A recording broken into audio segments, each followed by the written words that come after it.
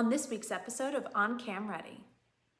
We represent a variety of political pundits and commentators. And so, yeah, like Twitter is where it's at, and we've seen with a lot of our clients who have a big following, and engage and then get a lot of retweets, and their stuff kind of starts to go viral. That helps us to get earned media. Earned media is the coverage provided to your brand or business through organic means. Our guest on this episode is Annie Scranton, founder and president of Pace Public Relations, a global PR firm. She's author of the new book. Let me pull it up for you, for those looking on YouTube. The Guide to Earned Media: How to Use PR Strategies to Enhance Your Brand. In this conversation, you will learn the importance of crafting your origin story, building on that storytelling with media training, and perfecting the elevator pitch, creating thought leadership to attract the press organically, pitching the media, and securing speaking engagements. All of what we discuss, you can learn more about in Annie's new book. So let's get to it. Here's part of our conversation. Here with us now is Annie Scranton. Annie, I'm really glad that you could join us. I have read through your book and I think it's great. There's a lot of things that you point out that I guess I just never really gave as much thought being a television producer. So I really appreciated the value that you poured into this book. And I'm sure other PR professionals are also thinking the same. Before we get into the book, I just wanted you to share a little bit about your journey. I know we talked off camera about how you put, all your energy into this book, but for those that might be thinking about writing a book, what did it take? It took a lot. I mean, I'm not going to sugarcoat it. Writing a book is really hard and challenging, especially if you're in a similar situation to me where I have a young child running a business of 20 employees and just kind of dealing with life. It's hard to find the time to actually sit down and focus and dedicate to writing because this book I think was like 70,000 words. I mean, that's a lot of words to write.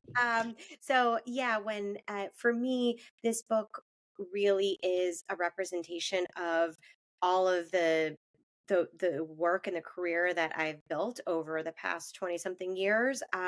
And a lot of the tips and tactics in here are things that I do on a daily basis. So the challenging part was not actually writing. The challenging part was really finding the time to actually sit down and focus and be thoughtful. So that would be my words of advice: is make sure you can find time to focus on writing if you are endeavoring to publish a book.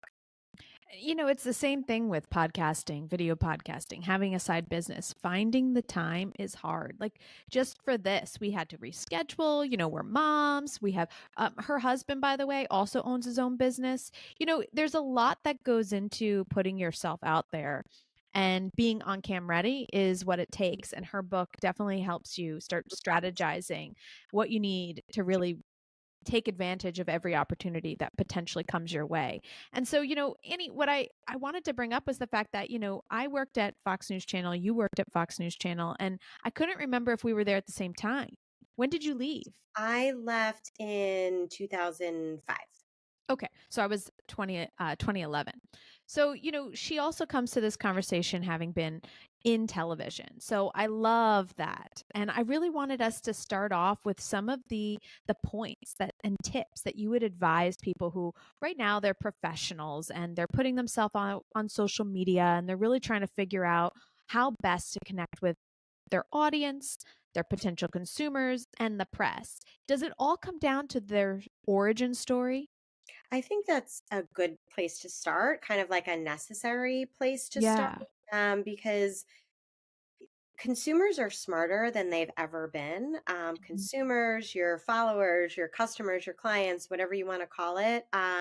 We're getting smarter and we can kind of see through BS, I think, a bit more than we used to be able to. And so I think that those consumers really want to feel a connection to somebody that they're following or that they're thinking about following, and et cetera, et cetera. And leaning into your origin story, just sort of Mhm. how you got to where you are today, is important.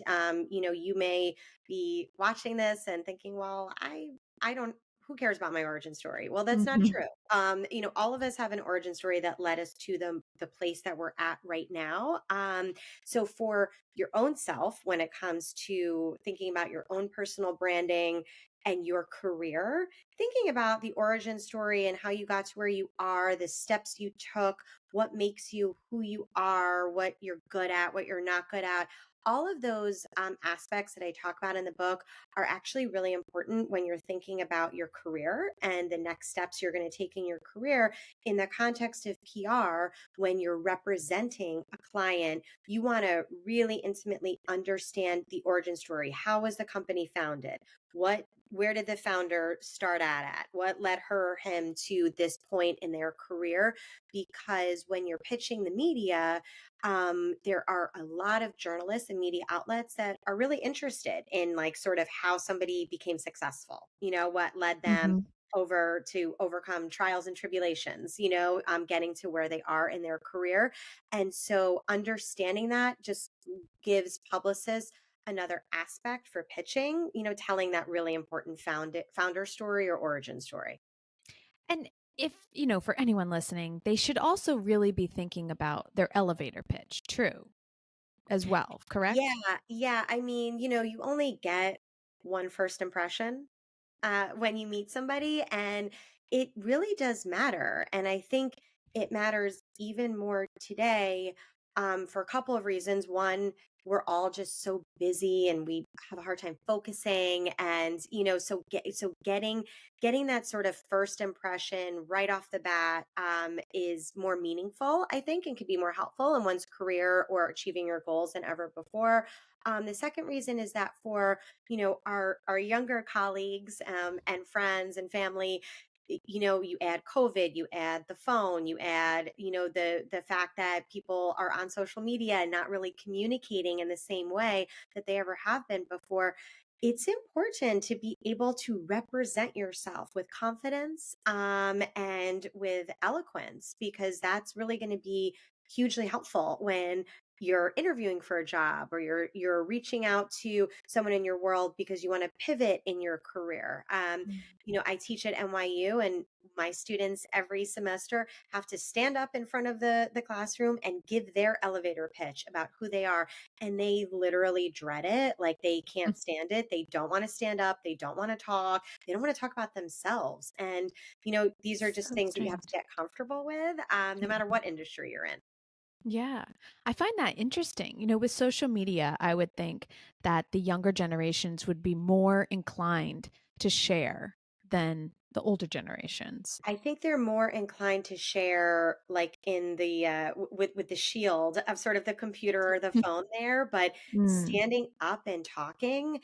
Even like yesterday, I had to teach my class over Zoom. We're Mhm. normally in person, and it was difficult. It was like pulling teeth. They just don't want to Mm. talk. And Mike, my husband, who shared this like super interesting fact that when you're communicating over Zoom, or how we are right now, the computer, the connections actually deplete 30% of our energy that we would normally have in person. So Mm. when I'm talking to my students about interviewing, and a lot of them are doing Zoom interviews, you got to really get that energy up there, and that's all part of like sort of the performance aspect, if you will, Mhm. of representing yourself. But having your elevator pitch is going to serve you well, no matter what stage of career you're in or what industry you're in. Would you say the elevator pitch is what really truly helps someone secure earned media by having that easy thing that they constantly can say, or that hook that they can put in an email, or that really just sells who they are, is what helps them? I think it really helps when you are in person, or you're calling up a journalist or a producer. Absolutely. Because when you're talking to somebody, you're not talking the same way you write out an email pitch. Mhm. right? And so it's like, it's about connecting, and it's about also being able to not only connect, but within the first 10 seconds, why should I care? Like, Hmm. I'm here listening to you. Why should I care? Tell me why I should care. And getting down to the essence of that can actually be really challenging when you have maybe Hmm. not the sexiest client or a complicated client in, a more like sort of boring industry. You want to be able to communicate very quickly and clearly what is the selling point, like what is the return on investment for me listening to this conversation right now. I think that for most publicists, we're doing a lot of our pitching over email as well, and so the same kind of theory holds true. Like, you need to get right to it, right up front in your email pitch. But there are other elements when you're pitching a producer or a journalist over email that you need to include as well. And as she's talking about the relevance, like for those listening or watching, the relevance of this conversation is if you're a professional and you want to be seen and you want to earn media, this is the conversation to be listening to. So, the conversation that I want to have really, I want it to be all about providing people with tons of tips because your book is filled with them. And, Mhm. any tips we give, they can still go to your book and grab a lot more. I was so amazed with how much knowledge you poured into it. So, maybe what we could do is just kind of tick through a few of the points that I think people could benefit from. Like, we already talked about the importance of the origin story. Um, the elevator pitch. So, what about thought leadership?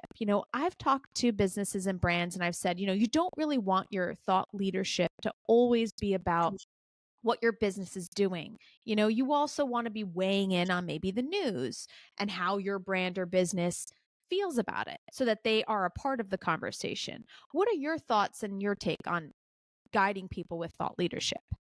Yeah, I think you're exactly right. Like, thought leadership actually probably shouldn't even be specifically about your business or about a launch that your company is having of a new product or something like that. Thought leadership is where you or your founder or CEO who you're working with start to think of yourself as a subject matter expert or that thought leader within the greater industry. So I work in PR, so I could weigh in on, how I think uh, Taylor Swift's PR machine is being handled with Travis Kelce and all of that. I could write a piece opining on, well, was it the right thing she did to go to the game or not? And that's just like one industry. But whatever industry you're in, it's really important that the thought leader follows industry news. So what's happening within the industry? So if I work in banking, okay, well, talk to me, today about why stocks are down and how that feeds into the greater economy. You can apply it to whatever industry you're in, but by doing so, you will elevate yourself and sort of be seen by the people that matter in your world, all the various stakeholders, as somebody who pays attention to industry news, industry trends, and has something smart and useful to say on it that will hopefully help the reader or the viewer or the listener at home. And when it's really useful for publicists is when there's maybe like a slower period where there isn't that company news, there isn't something really exciting to be like pitching at this particular moment. You can always lean into thought leadership and have your client write an opinion piece, write a contributed article, post on LinkedIn, find a podcast that are going to lean into this. And what we do with thought leadership too is not only thinking about the specific industry that you're in, but if you're a woman and you've raised money, well, okay, that's a whole sub genre, of that you can speak to with authority. That they're going to be consumers who are interested in hearing that, or if there were moments in your career that were challenging or difficult or you overcame something, that's something you can also, lean into and put out there in the world that I think a lot of consumers find helpful as they're maybe embarking on a similar journey. And this thought leadership can take place anywhere, as she's saying, on your Instagram account, your TikTok, your Twitter, on most journalists are looking at Twitter, for ideas. So as a TV producer, I was there all the time trying to see who's weighing in on certain topics. So you also want to be aware of where people are looking and be present with that thought leadership too. Absolutely. It Yeah. really depends, like, your particular space that you're in. Like, we represent a variety of political pundits and commentators. And so, yeah, like Twitter is where it's at, and we've seen with a lot of our clients who have a big following, and engage and then get a lot of retweets, and their stuff kind of starts to go viral. That helps us to get earned media, with the producers, because everybody's just trying to get more viewers, more eyeballs, more people to tune in. And Annie, are we calling it Twitter or X? I guess I it's, don't even know anymore. but I'm going to call it Twitter. We keep talking about earned media, and I mentioned it briefly off the top, but because we keep saying earned media, and there may be some people listening right now that don't know what it means, do you mind just explaining a little bit more about what earned media is? Absolutely. So there's earned media, there's owned media, and there's paid media. So owned media is what you own yourself, your social media, your website, your blog, your own podcast, anything that you own and operate, that's owned media. And that's always a great place for thought leadership, right? A great starting place for thought leadership tactics. Paid media is when you're dealing with a media outlet and you're actually paying for an article to appear, for a social media post to appear, for, to get on some kind of TV show. Earned media is when you earn it yourself. The only reason that you or your company or your thoughts are appearing in the publication is because the journalist and her or his editor or executive producer feels like it's a good fit for what their coverage area is. So earned media requires you to pitch and have a relationship with the journalist or the producer that you're going after. It requires you understanding what they are covering, what news falls into their wheelhouse, and then it's incumbent upon you or your PR team to figure out how to best weave you into that coverage area so you're sounding really smart and informed when you're going out to the journalist. But earned media, the real benefit of earned media, besides getting in an outlet that has millions of viewers or a lot of reads at home, is that it elevates your credibility and your legitimacy within your own industry. And I'm just going to weigh in on that because I keep saying it. Like, social media is great and you can have 100,000 followers, but when you get that moment on NBC or ABC where they're highlighting you or something you've done, that really does add the legitimacy to whatever you're trying to do. So if you're like a style expert on TikTok, you start getting showcased on traditional TV, there's still this value to that. As much as people say they're not watching linear, to have a big network mention you does raise you the stock in who you are, and it makes you more compelling as a guest to others. I mean, and that's really the points that we're hearing now from Annie. 100%. And you have to remember too, if you go on the Today Show, like, they have their own social media, they're going to be reposting it, they're going to be resharing it, and that link, that clip lives forever. So then you can take your SEO team, your social media team, and share it in the ways that are going to be most beneficial to your particular audience. I love that you mentioned SEO because I've been using an SEO team with the YouTube channel, and I have seen a huge increase in listeners and viewers thanks to SEO. So whoever's listening, if you're struggling and you're like, wait, I've tried this, I've tried that, I've had a YouTube channel, it doesn't work, look at SEO before you stop and decide to give up. Okay. Because I have so many topics I want to get through, let's get to pitching. Now, we talked about the elevator pitch and how, the email pitch is different than the in-person pitch. But when you are pitching, when anyone's pitching, really, do you find that there's a window of opportunity as to when to pitch? Yes, for sure. If you're pitching TV, you want to be mindful of when that show is actually live on the air, and don't send a pitch then. I would send a pitch probably like maybe an hour after the show ends. So that way you're not dealing with the producer's craziness of getting the show ready for the day. When it comes to print, digital, radio producers, podcast producers, where there's not a time sensitive show, they're just filing stories all the time. We've typically found that pitching in the morning is a little bit better. I think people are just kind of more receptive at that time.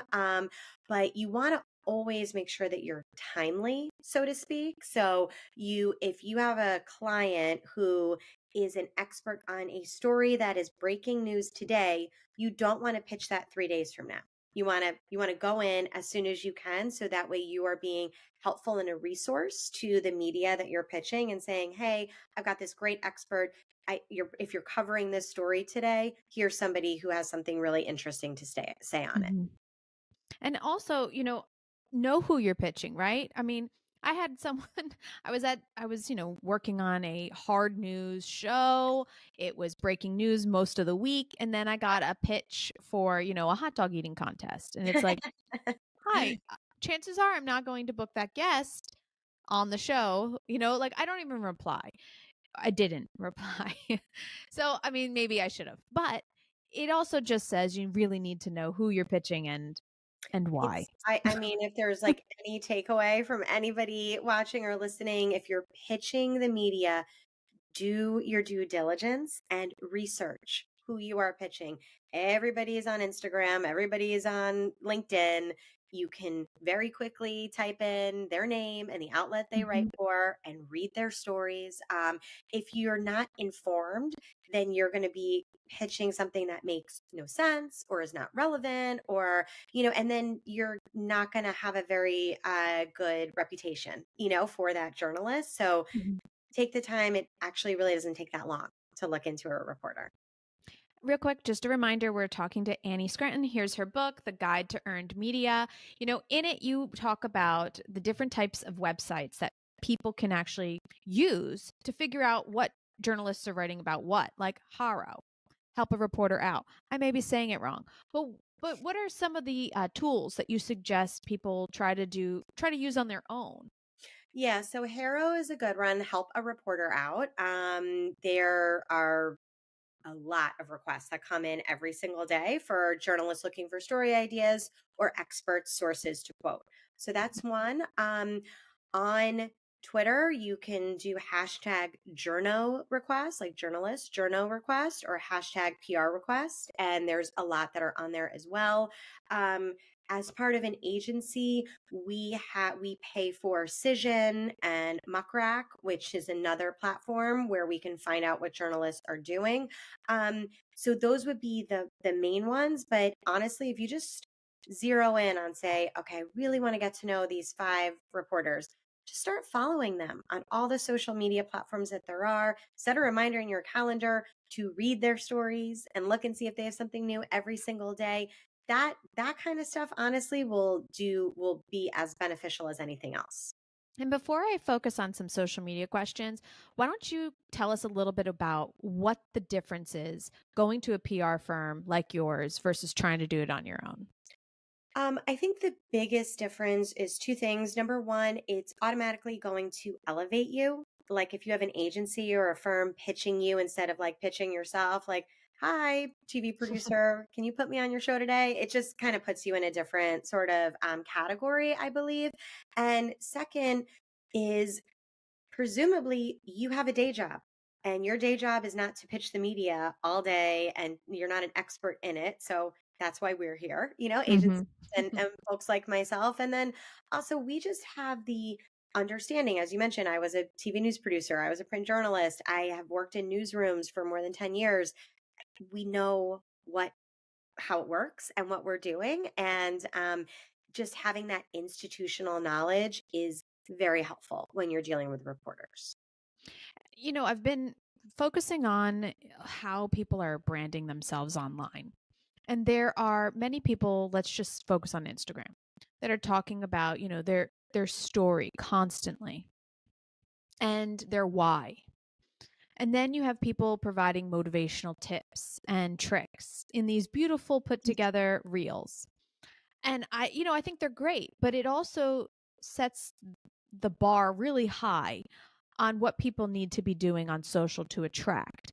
And I was just wondering if you had any any tips that you provide people on how to be present without so much production. Yeah, I think it really comes down to always what are your goals? What are you trying to achieve on social media, within your company? What works for somebody it may not work for you. It may not be relevant whatsoever. You may not need fancy production and putting together this whole video, et cetera, if it's not actually connecting, with your potential audience. So I would say most important is to remember your goals, be authentic and genuine and true to who you are and your own voice. It's not going to probably work if you try to copy what someone else is doing. And I think also you don't need to jump on every trend or every new platform or be on every single platform if that's not who you are. So I think it's really that exploration part, the stuff you do before you get online or on Mhm. social is what really matters. I had a guest say, you really get to test out what you're going to do on TV, on social, and that it's really good to put yourself out on social so that you're ready for those traditional media opportunities. Do you think it's good for people to kind of talk to the camera and just share their opinions, in an Instagram format and maybe do some print comments on Twitter, like to start? Or how do you? I guess I'm just looking for maybe a basic tip that might help someone listening. Yeah, I think first and foremost, you want to make sure you know who you are, you know what your messaging is, and you know what your goals are and what you're trying to communicate, and to always make sure you're leading with that.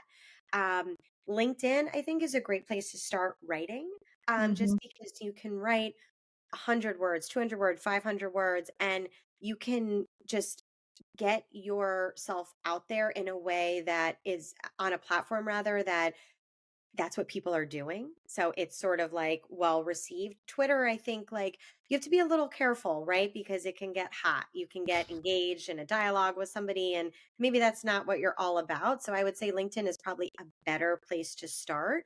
Um, I think if you're thinking about TV, you need to practice. You need to get yourself ready before you go on camera 100%. Um, you can do that behind the scenes. You don't have to necessarily put that out on social. But if you're feeling good, if you're feeling confident, if you feel like your messaging is on point and you have something really relevant and meaningful to say, then yes, I do think putting out video is always a good idea. I love it. Any final thoughts that you want to share about the book and what people can gain from it or earned media? The book is really just meant to help um, those in the PR industry and those not in the PR industry. If getting in the media, PR is something that your boss said he wants you to be more involved in, or that you want to do more of on your own accord, this book is meant to be a manual for Hmm. how to do that. And so it's written, I hope pretty clearly and and easily. So yeah, I think it's a good starting place if that's something that you're interested in. But happy to also connect with anybody who's listening or watching and wants to just learn more or pick my brain. Would be happy to talk all those things through. Hmm. And what's great about this manual is so many people may be wanting to switch jobs, and having something like Mhm. this is excellent, especially if you've been in media or you're in media right now and you're looking for a change, or just trying to figure out what might be next and you're in that career transition. So again, the book is The Guide to Earned Media. Thank you so much, Annie. I really appreciate you joining us. Thank you, Jamie. Thanks so much for watching. This is On Cam Ready with Jamie Maglietta, and today we had Annie Scranton on. Be sure to check out her book. And if you're interested in learning how to develop your own podcast, reach out. I have a PDF, and I'm also going to be offering courses on how you can develop your podcast idea into a show, and the benefits of building a show on YouTube, how the community can actually help you grow an audience. So, if you're interested in building, reach out. We will have a course coming your way. Thanks for watching.